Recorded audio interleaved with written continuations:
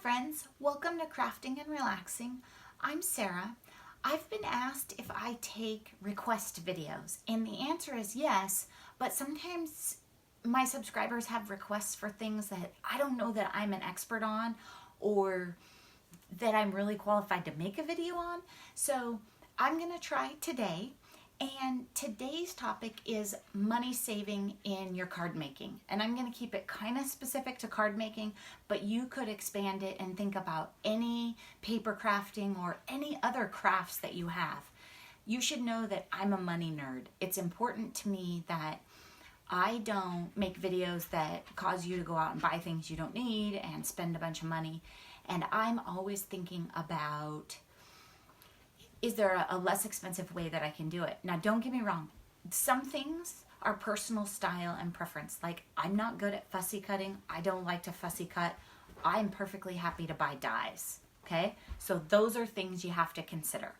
Personal style is a big one. But I'm just going to talk to you about a few of my basic tricks and then also some things to keep in mind when you're shopping, okay? So let's start with the super basics. If you want to make cards, you're probably going to need envelopes, right? I make A2 size cards. I can make my envelopes by hand with a piece of 12 by 12 paper.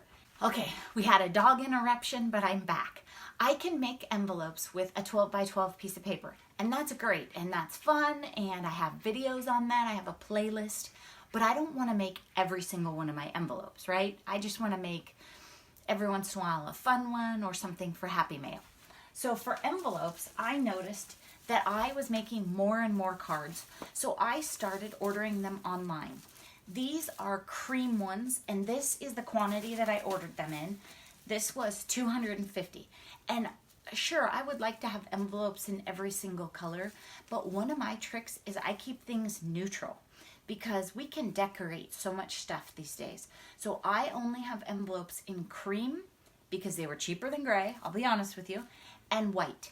I can stamp on them, I can ink them, I can put washi tape on them. Keep that in mind when you're looking at flowers and pearls and bling. You can take Copics or other alcohol markers and add color to even your pearls, right? And you can take ink and add it to your flowers. You don't need to buy every color. That means you can buy fewer and or more quantity. This is how I buy my white envelopes now. And this was new for me. This was something I was trying. I ordered them on Amazon. They came in this box just like this, which surprised me a little because I expected them to be packaged within, or the order I had before had been in a box, so I expected there might be 2 boxes in here. That's fine. When you get a card in the mail from me, you're not going to know, oh, she bought her envelopes in bulk. And I will say they are slightly lesser quality. I noticed when Hillary turned in cards for my school staff gathering, she gave me envelopes with them and hers were nicer, okay? But, you know, that's I'm willing to skimp on that. And as you watch this video and you think about things that you buy, you may have things you're willing to skimp on and maybe some you're not. Maybe you only want to buy the adhesive kind of envelopes where you peel off the sticker. That's your business, right? This is how I save money, okay?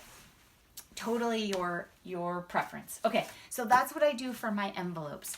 And I don't have a plan to shift from that at this time. It seems to be working for me. I got cream to go with my cards that don't have white in them. If you've watched my videos, you know I'm weird about mixing cream and white. It just drives me nuts. So if I have a card that's all fall colors or vintage papers, or I think I have some here that's Americana, I would probably put it in a cream envelope if it doesn't have any white. I don't know. That's just me. Okay, then envelopes, then we'll go to the basics, which is card bases. And I did a video on cardstock before, on cardstock weights. So if you're a beginner, you might want to watch my beginner playlist. But I wasn't really thinking about card bases so much at the time. I was trying to teach people about the different weights and what to use them for. So what I have discovered, and this wasn't me, this was from Lindsay, the Frugal Crafter, She talked about the Recollections 110 cards, 110 pound cardstock. Now, this is on the same aisle in Michael's as these cheap packs that I love, where you get 50 sheets and you can either get them all one color or in multiple colors. It's the same aisle, you just have to look a little harder. So it comes with 100 sheets. As you start thinking about being a card maker, think to yourself, this is 200 cards. How long is it going to take you to make that? So that's something to keep in mind. When you go, maybe you only need to buy one pack. It depends on how far you live from Michael's. I bought 2, but in reality, I live really close to a Michael's, so I probably didn't need 2. But that's another thing to keep in mind as far as cost is how much do you need to buy this month, right? You can pace yourself, spread it out. So the many people use Neenah 110 pound solar white for their cardstocks. And that Neenah paper is great for techniques, for different, like maybe for Copics or colored pencils, mixed media, a lot of things. I'm doing a lot of printed paper cards these days, and this works just fine because I'm not concerned with the actual finish of my paper. When I looked at it at the store, I thought it was a little off-white the first time, and I walked away and didn't buy it, but something about it sent me back, and I'm really happy that I did buy it. I have an open one in the cupboard. I've probably made 100 cards with this, and I've been completely happy with this paper. Very happy with it. And to give you an idea, it's at Michael's, right? So you can get a half off or a 40. The day that I bought it, it was $10. Then I used a 25% off coupon. So it was $7.50 for the pack. And so 7.5 cents per piece. So it's about 4 cents a card. If you price some of the other papers, you just can't beat it. The other thing is Michael's is handy. Like I said, I don't have a place I just drive to and pick up a Neenah Solar. And if I did, it would cost a lot more than $7.50. So that's what I'm using for card bases these days. I've been very happy with it. I don't know if I will buy it in other colors, or, you know, if maybe as seasons change or something else comes up, maybe I'll try something else, but I've been very happy with it. I like it. The other thing, as far as cardstock goes, not card bases, you've seen me use these. I leave the tags in them so you guys can see. You've seen me use these in videos too. It's what I call the cheapie packs. And I can't tell you, this is Recollection, so it's Michael's. If you have a Joann store closer to you and it works fine, it doesn't matter which store you get it at. What matters is that you're finding their value paper. So this is 50 sheets. It's 65 pound, so it's thinner. In a pinch, you could use this for card bases, but you won't be able to make, if you want to make cards like this that stand up vertically, like that, you really need to get the 110. If you're going to make horizontals and you're going to layer with other printed paper, you can get by on 65. I've done it before in those times when I need a batch of 50 cards before I knew about the Recollections paper. But this I use for layering and matting on my cards. So here I'm using it for this back layer on the cards. And if I have an embellishment or something that needs to be layered, I'll use it for that. And I try to avoid buying the packs that have the multicolors in them, but that's me. I like blues. I use a lot of blue. I use a lot of black, a lot of white. I'm not going to use yellow, orange, and red. I'm probably only going to use for red, white, and blue, or for Christmas. So think about what colors will you use. I'll tell you right now, there's always going to be a sale. Something's always going to be 40% off. If you're a new crafter and you think that a sale is worth getting up off the couch for, no, it is not. I'm going to tell you right now, there's almost no sale that is worth getting up off the couch for or leaving your craft table, okay? So really think about that. There's always a sale and there's always new product. There's always a new ink, a new stamp line, and new paper.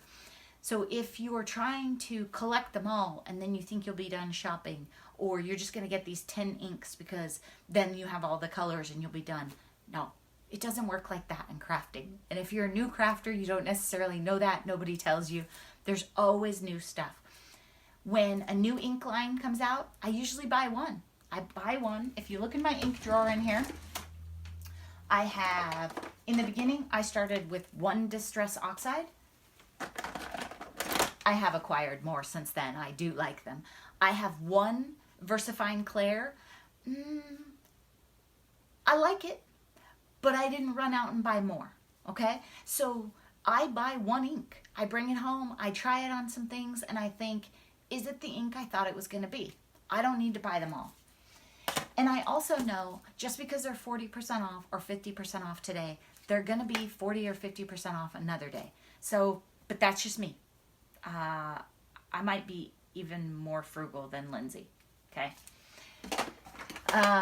Let's see, what else? As far as inks, the other trick that I do is I wanted archival inks, and I got the small ones. I like it for travel. I like it for price. They're just cute, and they work great. And then I have all of these, and if I go on a girls' weekend, I'll just take the whole thing. So, you don't have to buy it because I have it. You don't let your friends tell you you need something. It's all about personal preference, okay? So let's talk a little bit more about personal preference. I don't color very much. I don't like to color. I mean, that's not true. I like to color sometimes in the backyard on a nice day and relax, okay? But if I'm gonna make you a birthday card, coloring is not gonna be what comes to mind. So I don't have Copics. Don't get me wrong. I love them. They're very expensive, and I know I wouldn't use them very often, okay? So that's a boundary that I've set for myself. Now, I'm not saying if you watch my later videos that I'll never have Copics, but for now, I don't have Copics. The other thing is when I choose stamps, let's take a look at some. I'll rummage around for a minute. When I choose stamps, I try to choose ones that I won't have to color so much. So let me give you examples. Outline stamps, right? Where I'm stamping with ink and I don't need to color it. I can color it in if I want. Flowers. I like layered stamps. I didn't grab any others. These I like too. I didn't buy these, but I like them, okay? Because they have color, it all comes automatically and I don't have to do it.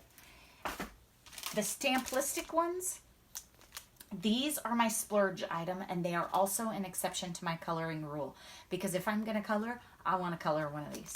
I do like them. Knowing what you like and what you will use will save you a ton of money. And if you aren't sure, buy one. Go to Make and Takes, pay the $2 or the $5 and try something. And then think about it. Don't get caught up in the, oh, they have a package deal and you can buy the whole thing for $25. Heat embossing, that's a great example. I like it. I have all the stuff. I don't do it that much. I wouldn't recommend that a brand new crafter or card maker run out and buy a heat gun, embossing powder, a Versamark pad, and is that all I would need? Oh, and you might want the powder tool too. I just wouldn't, because I think that I don't know you and I don't know what you're going to like, right? So stop and think about, what do you like? When you see videos, what looks fun to you? I don't like tedious dyes. I don't like coloring. I'm a terrible fussy cutter, you guys. When I watch some of these videos and I see the things that people are fussy cutting is when you take your scissors and you cut around a specific flower or shape. That's just not me. It's not something I'm gonna do, and I don't love doing it. So I don't buy a super ornate stamp thinking, oh, I'm gonna cut that out, or the paper that I'm just not going to. I know that, and I'm okay with that. Other tips that I have as far as saving money are, you can check local thrift stores. I don't have good luck at all for Goodwill, so I wouldn't say go spend your weekend doing that. But do check your Dollar Tree. Check your, the craft section at Michael's is always going to be marked up, packaged a certain way, and you can almost, anything you buy in there's going to be like at least $3, right? You can get sequins at Dollar Tree, And when they're on your card, nobody's going to know where they came from. Okay? So you can get sequins at Dollar Tree. You can get a variety of jewels at Dollar Tree. I had some technical difficulty, but I'm back now. So when you're looking at bling and pricing, think about the fact that the ones you get at Dollar Tree are a little bit bigger. So if you are at Michael's and there's a sale, or you have a coupon, or you go to Expo, you might want to buy the fancier ones at Expo, the smaller ones, the more ornate ones, and get basic large ones that maybe you're going to use for flower centers or other things at Dollar Tree. So think about what you can get for $1 and what you have to pay $3 for.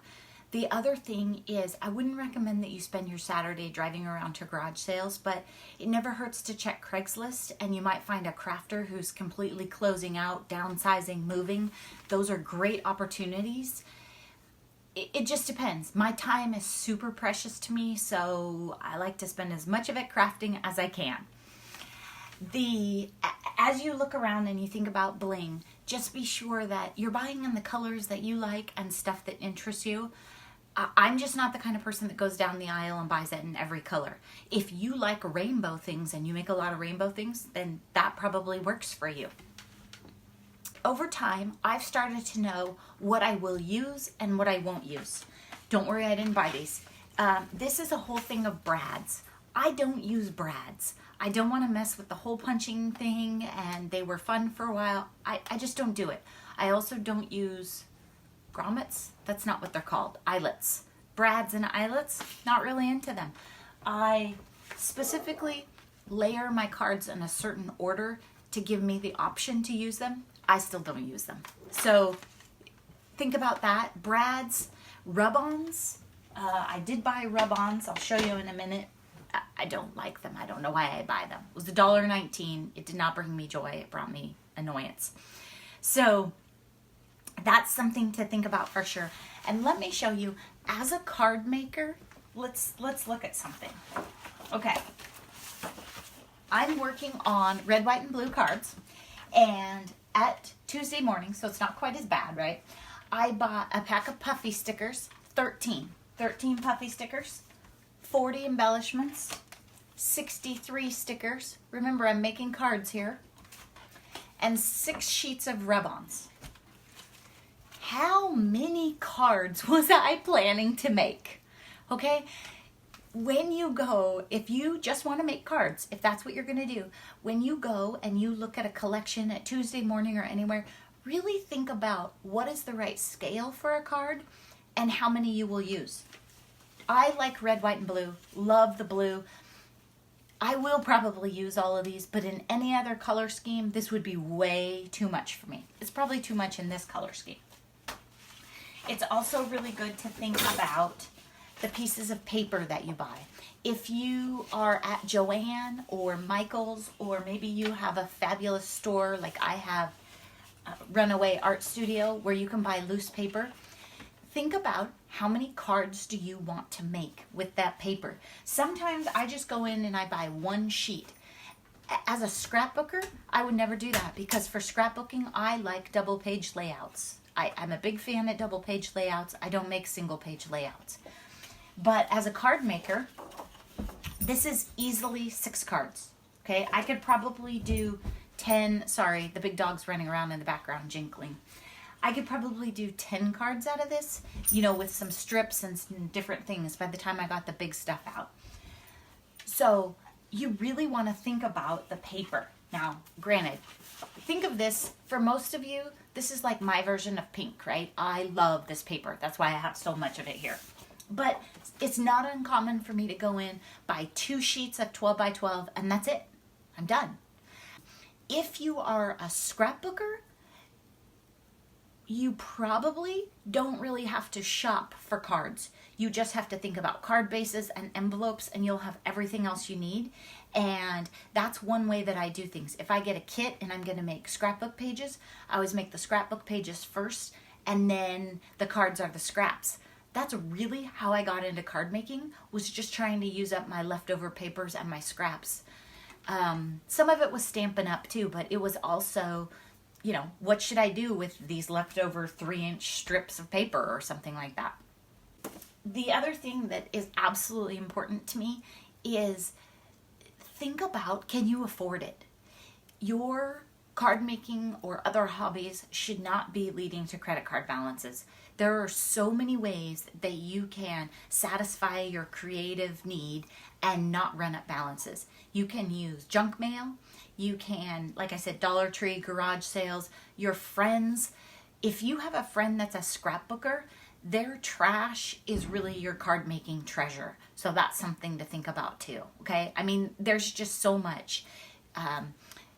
Enter giveaways on YouTube, do all kinds of stuff, but please, please do not run up credit card balances over this. This is not what we're here to do.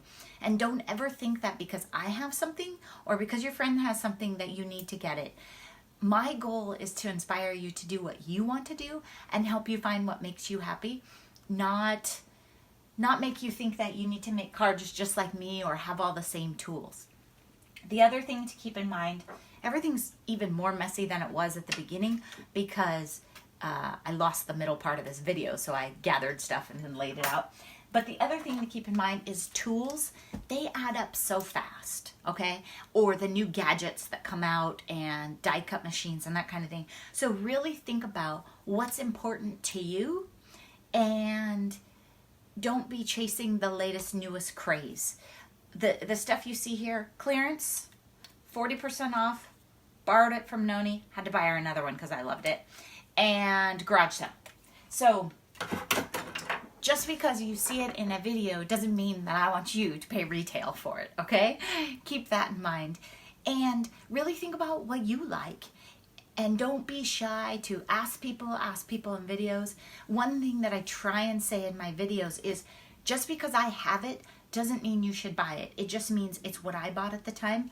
Sometimes there's something newer and or cheaper that's out that I would maybe rather have, but maybe I bought mine a year or 5 or 10 ago and I don't have the heart to just throw it out. It still works perfectly fine. I hope some of this information was helpful for you. I don't ever want you to feel like my opinions are the only opinions. And I hope that you got some information out of this that can help you save some money. Thanks so much for watching. Bye-bye.